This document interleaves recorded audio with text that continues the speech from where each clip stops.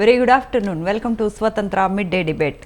తెలంగాణ రాజకీయం ఒక్కసారిగా హీటెక్కింది. అసెంబ్లీ వేదికగా అధికార ప్రతిపక్షాల మధ్య మాటల యుద్ధం నడిచింది. ప్రభుత్వం ప్రవేశపెట్టిన నూతన రెవెన్యూ బిల్లుపై చర్చ జరుగుతుండగా ఫార్ములా ఈ కార్ రేస్పై బీఆర్ఎస్ చర్చకు పట్టుబడటం వివాదానికి దారితీసింది. కాగా బీఆర్ఎస్ ఎమ్మెల్యేలు స్పీకర్ను అవమానించారంటూ కాంగ్రెస్ ఆరోపించింది. ఫార్ములా ఈ రేస్ వ్యవహారంలో కేటీఆర్ అరెస్ట్ అయితే రాష్ట్రంలో అల్లర్లకు బీఆర్ఎస్ కుట్ర చేస్తోందని ఆరోపించింది. మరోవైపు కాంగ్రెస్ ప్రభుత్వం కక్ష సాధింపు చర్యలకు పాల్పడుతోందని బీఆర్ఎస్ కౌంటర్ ఇచ్చింది.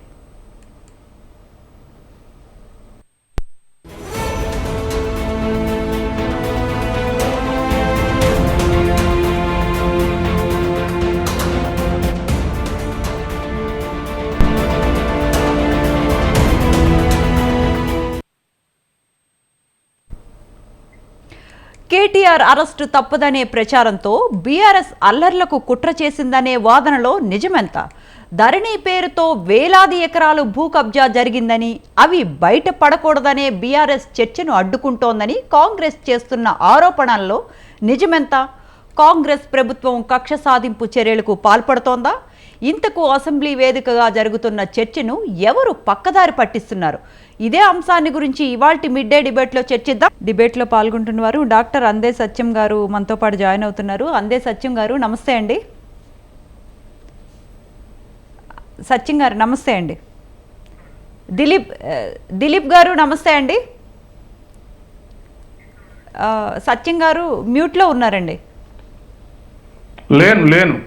రైట్. సత్యం గారు చెప్పండి. అంటే ఇవాళ రేపు మన కేటీఆర్ని అరెస్ట్ చేసే సూచనలు బాగా కనపడుతూ ఉన్నట్టున్నాయండి. అప్పుడే మనం ఆ నిర్ణయానికి రాలేమండి. ఎందుకంటే ఎవిడెన్సెస్ కలెక్ట్ చేస్తేనే కోర్టులు నిలబడేటువంటి అవకాశం ఉంది. ఇప్పటికే క్వాష్ పిటిషన్ వేసి ఉన్నాడు. ప్రైమా ఫ్యాసీని బట్టి ఇవాళ క్వాష్ పిటిషన్ మీద డెసిషన్స్ ఉంటాయి. ఆ తర్వాత అరెస్ట్ కానీ లేదా బెయిల్ కానీ ఇటువంటి అన్ని కూడా మరి నిర్ణయించేది ఎవిడెన్సెస్.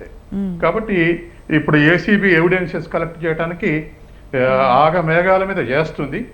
కానీ మరి విత్ ఇన్ 1 day 2 days అవన్నీ కలెక్ట్ చేయగలుగుతుందా లేదా చూడాలి. ఎందుకంటే ఈ విషయాలన్నీ కూడా ఇవాళ మరి ఆయన చేసినటువంటి ఈ రేస్ అనేటువంటి మొత్తం కూడా ఈ కార్ రేస్ అనేటువంటి విషయాలు డిఫరెంట్ డిపార్ట్మెంట్స్ దగ్గర ఉన్నాయి. వాటన్నిటి కూడా కలెక్ట్ చేయాల్సినటువంటి అవసరం ఉంది. అందుకే ఇప్పుడే ఇంతకుముందే ఆయన కంప్లైనెంట్ దాన కిషోర్ గారిని రికార్డ్ చేశారు. తర్వాత ఆ రికార్డ్ చేసిన తర్వాత ఈ ఇన్ఫర్మేషన్ కోసం మళ్ళీ జిహెచ్ఎం ఆఫీసులు ఇట్లా చేయాల్సినటువంటి అవసరం ఉంది. కాబట్టి 24 hours అరెస్ట్ చేస్తారా, మరి ఇంకా మొత్తం ఎవిడెన్సెస్ పూర్తి అయినాక అరెస్ట్ చేస్తారా అనేటువంటిది మనం ఇప్పుడే చెప్పలేము. తర్వాత రెండవది, ఇవాళ హైకోర్టులో ఉన్నటువంటి దాన్ని మనం కామెంట్ చేయలేం, కానీ ఏం డెసిషన్స్ తీసుకుంటారనేది మొత్తం మీద ఇక్కడ ఆర్గ్యుమెంట్స్ అసెంబ్లీలో కానీ బయట జరిగినటువంటి ఆర్గ్యుమెంట్స్ ఏమిటంటే, నేను 54 కోట్లు ఇచ్చిన రుజువు ఉంది బ్యాంకులో, తర్వాత 54 కోట్లు తీసుకున్న సంస్థ నేను తీసుకుందని చెప్పిన తర్వాత ఇలా ఇంకా స్కాండల్ ఎట్లుంది అనేది కేటీఆర్ ప్రశ్న. అంటే డైరెక్ట్ ప్రభుత్వం పొన్నం ప్రభాకర్ గారే చెప్పారు డైరెక్ట్ గా, ఇందులో కేసు ఎలా ఉంది, కేసు నిలబడదు, అందుకే క్వాష్ చేయమని చెప్పి హైకోర్టుకు వెళ్ళామని కూడా అంటున్నాడు. అయితే ప్రభుత్వం చేసే క్లెయిమ్ ఏమిటంటే, ఇది ప్రభుత్వం నుంచి ఇన్ఫ్రాస్ట్రక్చర్ కు 12 కోట్లు చెల్లించడం తప్ప మిగతా చెల్లింపులన్నీ కూడా దానికి ఈ కార్ రేసుని సపోర్ట్ చేసేటువంటి సంస్థలు ఒప్పందంలో ఉన్నటువంటి ఈ కార్ రేసు ఏజెన్సీ ఇంగ్లాండ్ నుంచి సంబంధించిందైనా, లేకపోతే ఇంకొక సంస్థ టికెట్లు అమ్ముకున్నటువంటి సంస్థ కానీ ఎస్ఎక్స్ కానీ, ఇవి బాధ్యత. వాళ్ళు చెల్లించాల్సిన డబ్బులు ప్రజలకు చెందినటువంటి జిహెచ్ఎంసీ నుంచి చెల్లించడం అనేది తప్పు అనేది ఒకటి. రెండోది, జిహెచ్ఎంసీని చెల్లిస్తే 10 కోట్లు దాటితే ఫైనాన్స్ కాంకరెన్స్ ఉండాలి, ఫైనాన్స్ మంత్రివర్గ ఆమోదం ఉండాలి. ఈ రెండు లేవు. తర్వాత డాలర్లో చెల్లిస్తే రిజర్వ్ బ్యాంక్ పర్మిషన్ ఉండాలి, ఇది లేదు. ఎందుకంటే రిజర్వ్ మనకు ఉన్నటువంటిది ఏమిటంటే, ఇంటర్నేషనల్ ట్రేడ్ లో 2 భాగాలు ఉంటాయి. దాంట్లో కరెంటు అకౌంట్, క్యాపిటల్ అకౌంట్ ఉంటుంది. కరెంట్ అకౌంట్ చెల్లించేటువంటి అన్ని లిమిటెడ్గా 7 లక్షల లోపునటువంటి అటు ఇటు పిల్లగాళ్ళు చదువు పోతుంటే చెల్లించవచ్చు, తీసుకోవచ్చు, ఇటువంటివన్నీ ఉంటాయి. కానీ క్యాపిటల్ ఇన్వెస్ట్మెంట్ చేయాలంటే పర్మిషన్ అవసరం, మార్చుకోవాలి. దానికి రిజర్వ్ బ్యాంక్ ఎట్లా పడితే అట్నే డబ్బులు పెట్టి డాలర్లకు మార్చుకొని పంపిస్తాం అంటే కుదరదు. కాబట్టి ఆ విధమైనటువంటి ప్రొవిజన్స్ ను కూడా లెక్క చేయకుండా వీళ్ళు క్రెడిట్ చేశారు. అందుకని ఇవన్నీ కూడా ఇల్లీగల్ ట్రాన్స్ఫర్స్ చేశారు. ఆ ప్రొసీజర్ ఏది పాటించలేదు. ప్రజల డబ్బు దుర్వినియోగం చేశారు. 54 కోట్లు హెచ్ఎండిఏ డబ్బులు అనేటువంటిది ఈ ప్రభుత్వం నుంచి వస్తున్నటువంటి కంప్లైంట్. అంటే కేవలం క్యాబినెట్ అనుమతి, ఫైనాన్స్ క్లియరెన్స్ ఇలాంటి అనుమతులు లేకుండా డబ్బులు చెల్లించారు అని అంటే ప్రొసీజర్ రాంగ్. అంతేగాని అంటే ఆయన డబ్బులు అంటే అవినీతి జరిగింది లేదు, అవినీతి చేసింది లేదు. అలాంటప్పుడు ఇప్పుడు హైకోర్టులో క్వాష్ అయిపోవచ్చు కదండి పిటిషన్. అట్లా కాదు కదా. ఇప్పుడు అగ్రిమెంట్ ప్రకారం 54 కోట్లు చెల్లించాల్సింది జిహెచ్ఎంసీ బాధ్యత కాదు, హెచ్ఎండిఏ బాధ్యత కాదు. హెచ్ఎండిఏ బాధ్యత కాదు, ఎవరో చెల్లించాల్సినటువంటిది, స్పాన్సర్ చేసిన సంస్థలు చెల్లించాల్సింది. ప్రభుత్వం డబ్బు చెల్లించారంటే ప్రజల డబ్బు, అది దుర్వినియోగం చేసినట్టే కదా. దాని పేరు మీద తనకి ఏ బెనిఫిట్ అవుతుందో మరి. ఇప్పుడు ఒక ప్రైవేట్ సంస్థలకు ప్రొసీజర్ ఫాలో కాకుండా చెల్లిస్తే దాని నుంచి ఏం క్రిడిపురో ఉందేమో, ఇంకేమైనా ఎక్కడైనా ఇంటర్నేషనల్ గా వాళ్ళు బెనిఫిట్ చేసేదేమో. అసలు ఆ విధంగా చేయకూడదు కదా. ఇది కంప్లైంట్. అంటే ఖచ్చితంగా అంటే ఈ ప్రొసీజర్ అంతా అయిపోయిన తర్వాత అంటే విచారణ చేపట్టి అరెస్ట్ చేసే అవకాశం అయితే ఖచ్చితంగా కనపడుతోంది. నాన్ బెయిలబుల్ సెక్షన్స్ అంటే అవే కదండి. అదే 4 కూడా నాన్ బెయిలబుల్ సెక్షన్స్ పెట్టారు కాబట్టి. అవును, 13(1) ఒకటి, 13(2) ఒకటి, పీసీ యాక్ట్ ఒకటి, 409, 120B. అంటే అన్ని నాన్ బెయిలబుల్ సెక్షన్సే కాబట్టి అరెస్ట్ ఖచ్చితంగా ఉంటది. అది ఎప్పుడు ఉంటది అనేటువంటిది సరే డెసిషన్ మేకింగ్ బాడీ ఇష్టం అనుకోండి. రైట్, మళ్ళీ వస్తానండి. దిలీప్ కుమార్ గారు నమస్తే అండి. నమస్తే అమ్మా. అంటే ఇక్కడ నిన్న కేటీఆర్ గారు ఫార్ములా ఈ రేస్ కోసం సుదీర్ఘ వివరణ ఇస్తూ ఫార్ములా ఈ సహ వ్యవస్థాపకుడు ఆల్బర్ట్ లోగోను కలిసిన ఫోటో, రేవంత్ రెడ్డి కలిసిన ఫోటోను కూడా చూపించారు. అంటే దానికి సుదీర్ఘ వివరణ కూడా ఇచ్చారు. దీనిపై మీ స్పందన ఏంటండి? ఒకటి సరే, దీంట్లో ఉన్నటువంటి వాస్తవాలు ఇవన్నీ ఫోటోలు ఇవి ఎవిడెన్సెస్ అనేది ఒక పార్ట్ అయితే నేనేమంటున్నానంటే, ఇది గవర్నర్ పర్మిషన్ కోసం పంపారు ఫైల్. గవర్నర్ పర్మిషన్ పంపిన తర్వాత ఇమ్మీడియట్ గా గవర్నర్ పర్మిషన్ ఇవ్వలేదు. ఆయన దానికి లీగల్ ఒపీనియన్ రాశాడు. లీగల్ ఒపీనియన్ వచ్చిన తర్వాత ఇప్పుడు ఫర్దర్ ఇన్వెస్టిగేషన్ లో ఇంతకుముందు సత్యం గారు చెప్పినట్టుగా అన్ని నాన్ బెయిలబుల్ సెక్షన్స్ ఉన్నాయి కాబట్టి అతను అరెస్ట్ అవుతాడు అనేటువంటి ఒక అది కనపడతాం మేబీ, ఎందుకంటే అన్ని నాన్ బెయిల్ సెక్షన్స్ కాబట్టి అరెస్ట్ అవుతారు అనేటువంటిది ఒక అవకాశం. ఇందులో అవినీతి మీరు అన్నట్టు అవినీతి జరిగిందా లేదా, స్టేట్ అవే డబ్బు ట్రాన్స్లేట్ ఒకటే ఆయన చేశాడా, హైదరాబాద్ యొక్క బ్రాండ్ ఇమేజ్ ని పెంచడానికి ఆయన చర్యలు తీసుకున్నాడు. ఆయన అన్నట్టు హైదరాబాద్ బ్రాండ్ ఇమేజ్ ని పెంచుతున్నాడు అంటే ఇందులో ప్రొసీజరల్ ఇర్రెగ్యులారిటీ లేకుండా ఏసీబీ లాంటి సంస్థ అందరు అధికారులు ఉంటారు, అందులో టాప్ అధికారులు ఉంటారు, వాళ్ళు కూడా వాళ్ళ లీగల్ డిపార్ట్మెంట్ ఇవన్నీ అందులో ఏదో ఒక పొరపాటు జరిగిందనే నిర్ధారణకు వచ్చిన తర్వాతనే గవర్నర్ కూడా పంపిస్తారు వాళ్ళు, లేకపోతే అధికారులను కూడా తప్పబడుతుంది. ఎందుకంటే మా దగ్గర ఉన్న వ్యవస్థలో ఎగ్జిక్యూటివ్ కానీ, జ్యుడిషియరీ కానీ, లెజిస్లేచర్ కానీ ఈ మూడు కూడా ఒకదానికొకటి చెక్ అండ్ బ్యాలెన్స్ లాగా ఉంటాయి, చెక్ అండ్ బ్యాలెన్స్ లాగా. కాబట్టి ఎప్పుడు తప్పు చేసినా మరొకరు సరి చేసే ఆస్కారం ఉంటుంది. మీరు ఇంతకుముందు అన్నట్టు మరి బెయిల్ వస్తారా, ఈ పిటిషన్ స్క్వాష్ చేస్తారా లేదు మనకు తెలియదు, హైకోర్టు పరిధిలో ఉంది, మనం కామెంట్ చేయలేము. కానీ హైకోర్టు అది యాక్సెప్ట్ చేయకపోతే ఒక పరిణామం ఉంటుంది, ఒకవేళ నిజంగా స్క్వాష్ చేస్తే అది ఇంకో పరిణామం ఉంటుంది. అట్లా కాకుండా 41A కింద ఆయనకు వెసులుబాటు ఇచ్చి ఈయన ముందుగా అసలు నోటీస్ ఇవ్వండి, విచారించండి, ఆ విచారణ తర్వాతనే అవసరమైతేనే మీరు అరెస్ట్ చేయండి అనేటువంటి ఆదేశాలు ఇవ్వడానికి కూడా ఆస్కారం ఉంటుంది. అదొక రిలీఫ్ లాగా వాళ్ళకి ఇవ్వచ్చు. ఎందుకంటే అరెస్ట్ చేయకుండా అధికారులకు మీరు కోఆపరేట్ చేయండి, కోఆపరేట్ చేయకపోతే అది వేరే విషయం, అరెస్ట్ చేయడానికి. అంటే ఒకవేళ క్వాష్ చేస్తే మీ గవర్నమెంట్ ఏ విధంగా ముందుకు వెళ్తుంది? 41A నోటీసుల కింద విచారణ చేస్తే మీ గవర్నమెంట్ ఏ విధంగా ముందుకు వెళ్తుంది? అంటే అరెస్ట్ చేయాలని పకడ్బందీగా ప్లాన్ చేసినట్టున్నారు మీ గవర్నమెంట్ వాళ్ళు. దాంట్లో ఎట్లుంటుందమ్మా, అది మనం కాదు కదా, ఇన్వెస్టిగేటింగ్ ఏజెన్సీ అయితే ఏసీబీ ఉందో ఆ అధికారులు డిసైడ్ చేస్తారు సెక్షన్స్ ఎందుకు పెట్టారు అంటే. అందులో మనీ లాండరింగ్ కూడా జరిగినట్టుగా వాళ్ళ పేపర్ లో వచ్చింది వార్త. నిజంగానే మనీ లాండరింగ్ జరిగింది కూడా నిర్ధారణ అయితే సూమోటోగా ఈడీ కూడా ఎంటర్ అవుతుంది ఇందులో. ఈడీ ఇన్వెస్టిగేషన్ కొనసాగుతుంది తర్వాత. కాబట్టి ఇవి మనం చెప్పలేం. ఆ ఇన్వెస్టిగేటింగ్ చేసే ఏజెన్సీస్ కూడా డిసైడ్ చేయాలి వాళ్ళు ఏ సెక్షన్స్ పెట్టారో ఆ సెక్షన్స్ కరెక్టా కాదా అనేది కూడా రేపు కోర్టు డిసైడ్ చేస్తారు. కాబట్టి అందులో కనుక ఇప్పుడు వాళ్ళు ఆర్గ్యూ చేసుకుంటున్నారు, వాళ్ళు హైకోర్టులో హియరింగ్ మంచి మోషన్లో ఉన్నట్టుంది. వాళ్ళు కనుక లేదు లేదు ఇది కావాలని పెట్టారు, అసలు యాక్చువల్లీ ఇది మేమంతా పద్ధతి ప్రకారం చేసామని, నిజంగా ఇప్పుడు ఉన్నటువంటి సందర్భంలో తక్కువ సమయం ఉంటుంది, అంత ఈజీ కాదు ప్రూవ్ చేయడం. బట్ ఏమాత్రం కోర్టుకు అనుమానం వచ్చినా లేదా అందులో పరిస్థితులకు అర్హత ఉందని అనిపించినా వాళ్ళు స్క్వాష్ చేయొచ్చు. మీరంటే అప్పుడు ఏ కోర్స్ ఆఫ్ యాక్షన్ తీసుకోవాలో ఆర్గనైజేషన్ నిర్ణయిస్తుంది, ఇది ఇన్వెస్టిగేటింగ్ ఏజెన్సీ. అదర్వైజ్ రిలీఫ్ ఇచ్చారనుకోండి అన్నట్టు 41A కింద, ఆ రిలీఫ్ ఇస్తే ముందు అరెస్ట్ పోకుండా ఆయన దగ్గర వాగ్మూలం తీసుకొని మొత్తం విషయాలని సేకరించి తర్వాత కోర్స్ ఆఫ్ ఇన్వెస్టిగేషన్ కొనసాగుతుంది. ఒకవేళ ఆయన కోఆపరేట్ చేయబోతే అరెస్ట్ చేయటువంటి అవకాశం ఉంటుంది. కానీ ఇవేమీ ఇవ్వదు అనుకోండి, కోర్టు స్క్వాష్ చేయడానికి అంగీకరించకుండా 41A కింద రిలీఫ్ కూడా ఇవ్వలేదు అనుకోండి, అప్పుడు అదే సత్యం గారు అన్నట్టు అరెస్ట్ కూడా అవకాశం ఉంటుంది. అంటే దిలీప్ గారు ఇప్పుడు ఇవన్నీ ఓకే అండి, ఇప్పుడు అసెంబ్లీలో వాళ్ళ వాదనలు వాళ్ళు వినిపించాలి అని బీఆర్ఎస్ వాళ్ళు గట్టిగా అనుకుంటున్నప్పుడు ఫార్ములా ఈ రేస్ పై చర్చకు ఎందుకు కాంగ్రెస్ గవర్నమెంట్ స్పీకర్ గాని అనుమతించట్లేదు వాళ్లకు? కాబట్టి మేడం ఈ గవర్నమెంట్ అధికారంలోకి వచ్చిన తర్వాత మీకు తెలుసు దాదాపు 10 సబ్జెక్ట్స్ లో, అది ఎలక్ట్రిసిటీ మీద కావచ్చు, కాళేశ్వరం మీద కావచ్చు, లేదా గురుకులాలు కావచ్చు, రకరకాల స్కామ్ల మీద రకరకాల ఏజెన్సీస్ ఎంక్వైరీ చేస్తున్నాయి. ప్రతి అంశాన్ని అసెంబ్లీలో దాన్ని డిస్కస్ చేయడం అనేది సాధ్యపడదు. ఈ ఆర్గనైజేషన్స్ ఎవరికైతే సారీ టు ఇంటరప్ట్ యూ, అంటే ప్రతి అంశము వేరు, ఇది ఒక మాజీ మినిస్టర్ మీద నమోదైంది అంటే అరెస్టుకి రంగం సిద్ధమవుతోంది, ఇది ఒక పెద్ద ఇష్యూగా ఇప్పుడు 2 తెలుగు రాష్ట్రాల్లో ఇది చర్చనీయాంశంగా మారింది. అలాంటప్పుడు ఇప్పుడు ఫార్ములా ఈ రేస్ కేసు అంటే అసెంబ్లీలో చర్చ అనేది చాలా ఇంపార్టెంట్ అని మీకు అనిపించట్లేదా?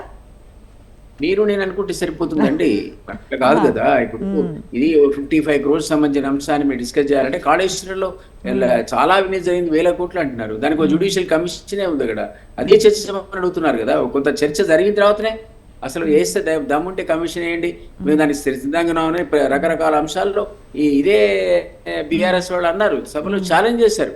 ఎలక్ట్రిసిటీ మీద మీరు దమ్ముంటే విచారణకు మేము సిద్ధం, కమిషన్ వేయండి అన్నారు. కాళేశ్వరం మీద కమిషన్ వేయడం మీద విచారణకు సిద్ధం అన్నారు. కొంత పార్టీ డిస్కషన్ జరిగినాయి గతంలో. ఇవి ఇట్లాంటి అంశాలు చాలా ఉంటాయి. ఇప్పుడు గొర్రెల స్కామ్ జరిగింది, కమాన్ పెట్టండి రేపు చర్చ దీని మీద అంటే అది సభా సమయం అనేది దానికి మనం బేస్ చేయాలా అవుతారో ఆలోచించాలా. ఎందుకంటే అది మళ్ళీ నిర్ణయించేది బిజినెస్ అడ్వైజరీ కమిటీ, బీఏసీలో డిసైడ్ అవుతుంది ఏ అంశాలు చర్చకు తీసుకోవాలి, ఏ అంశాలు చర్చకు తీసుకోవద్దని. ఆ బీఏసీ స్పీకర్ ఆధ్వర్యంలో జరుగుతుంది. వాళ్ళ ఇష్టం అది. రేపు ఎవరైనా ఒకళ్ళు నోటీస్ ఇస్తే స్పీకర్ అనుమతించవచ్చు దీనిపై చర్చకు కూడా. కానీ ఇట్లా చాలా అంశాలున్నాయి. గత ప్రభుత్వం మీద అభియోగాలు ఉన్నటువంటి రకరకాల అంశాలు ఇన్వెస్టిగేషన్ సైమల్టేనియస్ గా ఈరోజు 10-15 అంశాల మీద జరుగుతుంది. వీటన్నిటి మీద ప్రతిరోజు చర్చ చేయాలంటే మరి వేరే అంశాలు రానే రావు చర్చకు. వీళ్ళ అవినీతి మీదనే మొత్తం 1 year సెషన్ అంతా సరిపోతుంది. కాబట్టి వాళ్ళు డిసైడ్ చేస్తారు. అంటే ఇక్కడ కేటీఆర్ గారు కానీ హరీష్ రావు గారు కానీ ఏసీబీకి అసలు కేసు పెట్టే అవకాశమే లేదు, కేసు పెట్టే రైటే లేదు అని మాట్లాడుతున్నారు. ఏసీబీ కంటే అవినీతి జరిగినప్పుడు ఏసీబీకి కేసు పెట్టే రైట్ ఎట్లా ఉంది అని మాట్లాడుతున్నారు. మనకి దాని పేరే యాంటీ కరప్షన్ ఆర్గనైజేషన్. వాళ్ళ లేకపోతే ఎవరుకుంటుంది కేసు పెట్టడానికి? వాళ్ళే చేయాలి కదా అవినీతి. ఒకవేళ ఇది కనుక రాష్ట్ర ప్రభుత్వం రిక్వెస్ట్ చేసి దీంట్లో 2 రాష్ట్రాలు ఇన్వాల్వ్ అయి ఉన్నాయి లేదా దీనికి ఇంటెన్సిటీ ఎక్కువ ఉందంటేనేమో రాష్ట్ర ప్రభుత్వం రిక్వెస్ట్ మీదకు సిబిఐ టేకప్ చేయొచ్చు. లేదు ఇందులో మనీ లాండరింగ్ ఉంటే ఈడీ టేకప్ చేయొచ్చు. అంటే ఈడీ అధికారులు కూడా ఏసీబీకి లేఖ రాశారండి దిలీప్ గారు. ఏసీబీకి లేఖ రాసి డీటెయిల్స్ కావాలి అని అడిగారు. అయిపోయా మరి ఏముంది, దట్ మీన్స్ ఈడీ దాంట్లో ఇంటర్ఫేర్ కావచ్చు. రేపు పొద్దున ఆ యాంగిల్లో కూడా ఇన్వెస్టిగేషన్ కొనసాగచ్చు, మనం దాన్ని ఆపలేదు. స్టేట్ గవర్నమెంట్ ఉన్న పరిధిలో ఏసీబీ కావచ్చు, విజిలెన్స్ అండ్ ఎన్ఫోర్స్మెంట్ కావచ్చు, ఈ 2 కాదు స్పెషల్ ఇన్వెస్టిగేషన్ టీం ద్వారా చేసుకుంటామని కనుక రాష్ట్ర ప్రభుత్వం భావిస్తే సిట్ ద్వారా కూడా ఒక్కొక్కసారి త్వరితగతిన ఒక్కొక్క అంశాన్ని విచారించడానికి సిట్ వేస్తారు. సో ఇది రాష్ట్ర ప్రభుత్వ పరిధిలో లేనివి ఇన్కమ్ ట్యాక్స్, ఈడీ, సిబిఐ. ఒక్కొక్కసారి వాళ్ళ అవసరం కూడా ఉందనుకుంటే వాళ్ళు రెఫర్ చేస్తారు. ఈ ఏజెన్సీ రాస్తుంది లేదా గవర్నమెంట్ ఆఫ్ తెలంగాణ రాస్తుంది. అంటే హరీష్ రావు గారు సిట్ వేసినట్టున్నారు కదా సత్యం గారు? వేయలేదా అండి? అంటే ఓకే, రేవంత్ కింద పనిచేసే సిట్టు కరెక్ట్ కాదు అన్నట్టు మాట్లాడినట్టున్నారు కేటీఆర్ గారు.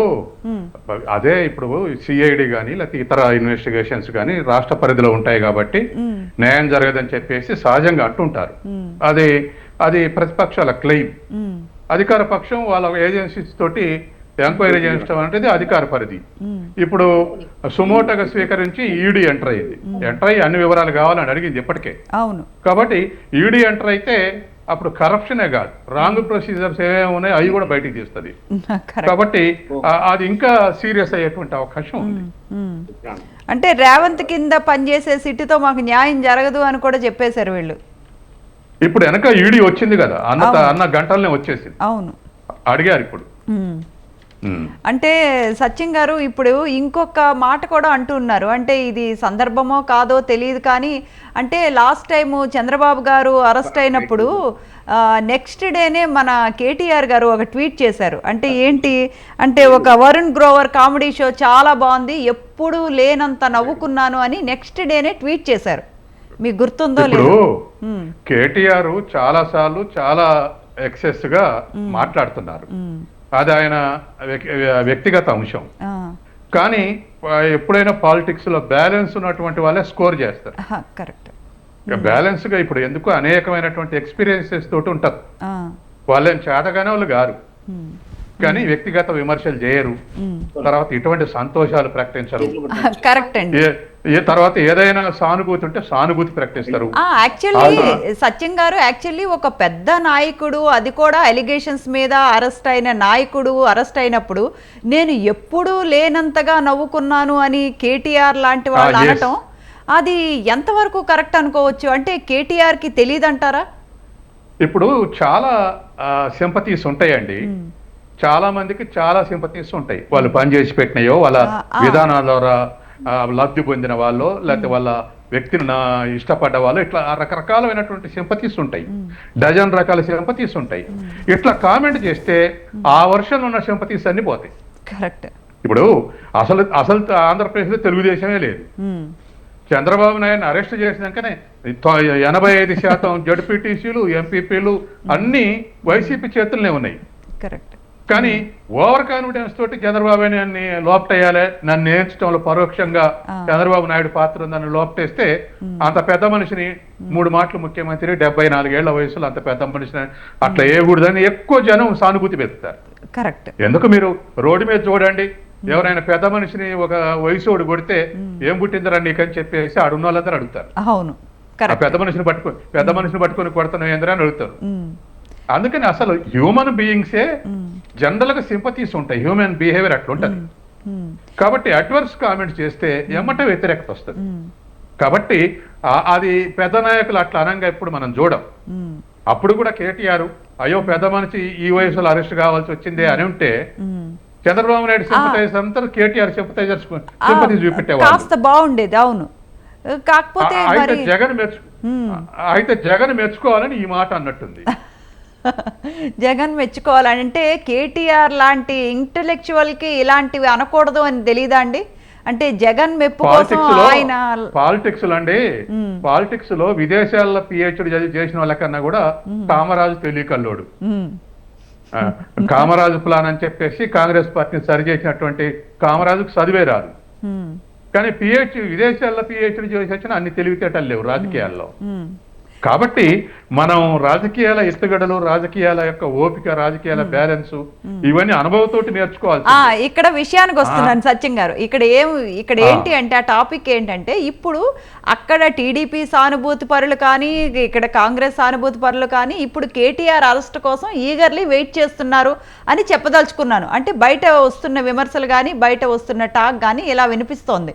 అంటే ఎప్పుడెప్పుడు కేటీఆర్ వెళ్తారా అని కూడా చూస్తూ ఉన్నట్టు కనిపిస్తోంది. అంటే కేటీఆరే కాదండి, నేనైనా మీరైనా ఎవరైనా అగ్రెసివ్ బిహేవ్ చేస్తే వెంటనే దాని నుంచి నెగిటివిటీ బయలుదేరుద్ది. ఆ అగ్రెసివ్నెస్ నుంచే అటువంటివి వస్తాయి. మమ్మల్ని కామెంట్ చేశాడు, ఇప్పుడు ఏం చేస్తాడో చూద్దామని, ఇంత విర్రవీగిండి ఇప్పుడు ఇట్లా రకరకాల వాళ్ళు ఉంటారు. చెప్పండి దిలీప్ గారు, చెప్పండి. నైట్ బోర్డు చేస్తున్నా, ఏమనుకోవద్దు, వారితోనే కంప్లీట్ చేయండి. దిలీప్ గారు ఒక్క నిమిషం అండి. ఇప్పుడు కేటీఆర్ దిలీప్ గారు అయితే కేటీఆర్ గారు బ్రాండ్ ఇమేజ్ పెంచాము మేము అని చెప్పి 185 పేజెస్ తో పిటిషన్ కాపీలో పేర్కొన్నారు. మీకు అదేమైనా అంటే ఏమైనా తెలుసా అండి పిటిషన్ లో ఏం పేర్కొన్నారు, అంటే మీ గవర్నమెంట్ మీద ఎటువంటి అది నాకు పిటిషన్ వేశారు? ఐడియా లేదు, కానీ బ్రాండ్ ఇమేజ్ పెంచడానికి రూల్స్ అతిక్రమించలేరు కదా. ఆ. ఏ ఇమేజ్ పెంచాలన్నా మీరు క్యాబినెట్ అనుమతి ఉండాలి, ఇంతకుముందు మీరు అన్నట్టుగా దానికి అవసరమైన అనుమతులన్నీ ఉండాలి. గవర్నమెంట్ అసలు పే చేయకూడదు. థర్డ్ పార్టీతో అగ్రిమెంట్ అయితే వాడు ఫెయిల్ అయితే గవర్నమెంట్ పే చేయడం ఏంటి? ఆ ఎంఓఏనే తప్పది. సో అందులో ఆయన పొరపాటు చేశాడని అయితే అనుకుంటున్నా. రేపు కోర్టు తెలుస్తుంది ఆ విషయం. ఇన్వెస్టిగేషన్ లో ఆధారాలు లేకపోతే అసలు గవర్నర్ పర్మిషన్ తీసుకోరు. అది నా కామెంట్. ఇన్వెస్ట్మెంట్ సారీ ఏమంటారు? రైట్ అండి, రైట్. దిలీప్ గారు, సత్యం గారు, ఆ, అంటే ఇప్పుడు పొన్నం ప్రభాకర్ గారే చెప్పారు అవకతవకలు జరగలేదు, డైరెక్ట్ కేటీఆర్ ఫార్ములా ఈ కంపెనీకే చెల్లించారు అని డైరెక్ట్ పొన్నం ప్రభాకర్ గారే చెప్పినప్పుడు, ఇప్పుడు ఈ విధానం మాత్రమే తప్పు అన్నప్పుడు నిజంగా కేటీఆర్ గారు మన హైదరాబాద్ బ్రాండ్ ఇమేజ్ని పెంచడానికి లేకపోతే ఇలా చేశారు అనుకోవచ్చు కదండి. అంటే రాష్ట్ర ఆదాయం పెంచడానికి, అంటే ఎప్పుడు మన ఇండియాలో లేనట్టు హైదరాబాద్లో ఫస్ట్ టైం తీసుకొచ్చాము ఈ కార్ రేసు అని చెప్తూ ఉన్నారు. మరి అది నిజమనే అనుకోవచ్చా మనం? ఇప్పుడు ఇంటర్నేషనల్ ఎకానమీలో అనేకమైనటువంటి ఇండికేటర్స్ ఉంటాయి ఏది బ్రాండ్ ఇమేజ్ పెంచడానికి. కేవలం ఒక సెలబ్రిటీని తీసుకొచ్చి, అప్పుడు చంద్రబాబు నాయుడు కూడా అట్నే అన్నాడు, బిల్ గేట్స్ని తీసుకొచ్చి హైదరాబాద్ బ్రాండ్ ఇమేజ్ పెంచడానికే బిల్ గేట్స్ని తీసుకొచ్చి అన్నాడు. బిల్ గేట్స్ పక్కన సత్యం రాజుని గోసపెట్టాడు, సత్యం రామలింగరాజుని గోసపెట్టాడు, వాళ్ళిద్దరికే డయాస్. తర్వాత ఏమైంది, రామలింగరాజు గాలిబుడగ బేరగానే పెద్ద విమర్శలు వచ్చినాయి. అది పొలిటికల్ డిసడ్వాంటేజ్ కూడా మారింది చంద్రబాబు నాయుడుకు. కాబట్టి ఇవాళ ఈ కార్ రేస్ వస్తే బ్రాండ్ ఇమేజ్ అంటే అది 100లో 1. ఇప్పుడు అసలు కాదండి, ఇన్వెస్ట్మెంట్ రావటం 2 రకాలు ఉంటాయి. డొమెస్టిక్ క్యాపిటల్ ఉంటుంది, ఇంటర్నేషనల్ క్యాపిటల్ ఉంటుంది, ఫారెన్ క్యాపిటల్ ఉంటుంది. ఫారెన్ క్యాపిటల్ రావాలన్నా, డొమెస్టిక్ క్యాపిటల్ రావాలన్నా ప్రీ కండిషన్ ఇన్ఫ్రాస్ట్రక్చర్ ఫెసిలిటీస్. ఆ ఫెసిలిటీస్ ఉన్న తర్వాత next tax policies. Third one ప్రభుత్వం యొక్క ఎంకరేజ్మెంట్, ప్రోత్సాహం ఉండాలి. ఆ తర్వాత ఎక్స్పోర్ట్ ఇంపోర్ట్ పాలసీస్. అసలు క్యాపిటల్ని అట్రాక్ట్ చేస్తే ఇవి ప్రధాన పాత్ర వహిస్తాయి. ఇవన్నీ పై ఈ కార్ రేస్ వచ్చింది, అంతా సెలబ్రిటీస్ వచ్చారు, చూసిపోయారు, అందువల్ల ఇన్వెస్ట్మెంట్ వచ్చింది అనేటువంటిది ఏదైనా ఖచ్చితంగా ఇది వచ్చిందని చెప్పగలిగేటువంటి స్థితి ఉందా? లేదు. కాబట్టి అందుకని ఇవాళ మనం బ్రాండ్ ఇమేజ్ పెంచడానికి చాలా ఉంటాయి, 100లో అది ఒకటి కావచ్చు. ఇంకోటి, ఇప్పుడు సత్యం గారు, ఇప్పుడు ఎంఐఎం నేత అక్బరుద్దీన్ ఓవైసీ కూడా మాట్లాడారు. అంటే బీఆర్ఎస్ వాళ్ళు కేవలం అంటే ఒక కుటుంబాన్ని కాపాడటం కోసం, ఒక కుటుంబం కోసమే ఇలా గొడవలు చేస్తున్నారు, ధర్నాలు చేస్తున్నారు, ఆందోళన చేస్తున్నారు, బీఆర్ఎస్ వాళ్ళని సస్పెండ్ చేయండి అంటున్నారు. అంటే దీన్ని మనం ఎలా చూడాలంటారు? నిజంగా బీఆర్ఎస్ వాళ్ళందరూ ఒక కుటుంబాన్ని కాపాడటం కోసమే ఇంత గొడవ చేస్తున్నారు అనుకోవచ్చా అసెంబ్లీలో? అంటే విషయాలన్నీ అసెంబ్లీలో మిగతా విషయాలన్నీ పక్కన పెట్టి దీని మీదే చర్చ జరపాలి అంటాం, మరి మనకు అలానే కనపడుతోంది కదండి. బీఆర్ఎస్ వ్యతిరేకతలో ఒక ప్రైమ్ కాజ్ అదండి. ఒక 60 కారణాలు, ఓడిపోవటానికి 60 కారణాలు ఉన్నాయంటే అందులో ఒక కారణం, ఇది ప్రధానమైనటువంటి కారణం. కుటుంబంలో అందరికి పదవులు, కుటుంబం బీఆర్ఎస్ పార్టీ, తర్వాత అందులో ఇంటర్నల్ ఉన్నటువంటి మంత్రులకు ఎమ్మెల్యేలకు కూడా స్వేచ్ఛ లేదు, అసలు కలుసుకునే స్వేచ్ఛ లేదు, కట్టెపుల్లలాగా చూసిర్రు. ఇట్లా అనేకమైనటువంటి వ్యతిరేకత వచ్చింది. అది కూడా మొదటిసారి వ్యతిరేకత రాలే, ఫస్ట్ 5 years రాలే. సెకండ్ 5 yearsలో ఐ హ్యాండెడ్ బిహేవియర్ పెరుగుతూ ఉంటే ఈ వ్యతిరేకత ఎక్కువైంది. కాబట్టి అది సహజంగానే యాన్నైనా ఫేస్ చేయాల్సి వస్తుంది, ఎక్కడైనా ఏ రాష్ట్రంలో అయినా. ఏది కుటుంబ పాలన నడుస్తుంది అన్నదానికి దానికి అనేకమైనటువంటి వివరణలు ఇవ్వాల్సి వస్తుంది. కాదు అది దానికి అక్కడ బీఆర్ఎస్ ఫెయిల్ అయింది. తర్వాత రెండోది, ఇప్పుడు అసెంబ్లీలో కూడా మాట్లాడే దగ్గర కేటీఆర్, హరీష్ రావు మొత్తం మాట్లాడుతున్నారు. సహజంగా చూసే జనానికి ఏమనిపిస్తుంది అంటే ఆ మాత్రం తెలివికలో ఆ పార్టీ ఎవరు లేరా అనేది ఒకటి. రెండోది ఇష్యూస్, కాళేశ్వరం ఇష్యూ అంటే అది కేసీఆర్, హరీష్ రావు సంబంధం. ఇప్పుడు ఈ కార్ రేస్ అంటే ఈవిడ మన కేటీఆర్ కు సంబంధం. తర్వాత లిక్కర్ క్యామ్ అంటే కవితకు సంబంధం. అంటే ఎట్లయితుందంటే అసలు తిరుగుతున్నాయి. దాంతో ఆ చర్చ రావటంతో అక్బరుద్దీన్ ఈ కుటుంబాన్ని రక్షించుకోవటానికి ఈయన చేస్తారని అనాల్సి వచ్చింది. బహుశా ఆయన అనటంలో ఒకటి ఫ్యాక్ట్ ఉండొచ్చు, ఇంకోటి కాంగ్రెస్ కు ఒక సిగ్నల్ కూడా ఇచ్చుండొచ్చు. మేము కాంగ్రెస్ ఫ్రెండ్స్వే అనే ఒక ఇండికేషన్ కూడా అలా పడుతుంది. రైట్ సత్యం గారు, అయితే ఏదేమైనా కేటీఆర్ గారి అరెస్టు అనివార్యంలానే కనిపిస్తోంది. ఇది ఇవాల్టి చర్చా కార్యక్రమం. చర్చా కార్యక్రమంలో పాల్గొన్నవారు దిలీప్ కుమార్ గారు, TPCC senior leader, doctor Ande Satyam గారు, political analyst, thank you so much for joining with us అండి. ఇది ఇవాల్టి చర్చా కార్యక్రమం. స్టేట్ యూన్ టు స్వతంత్ర.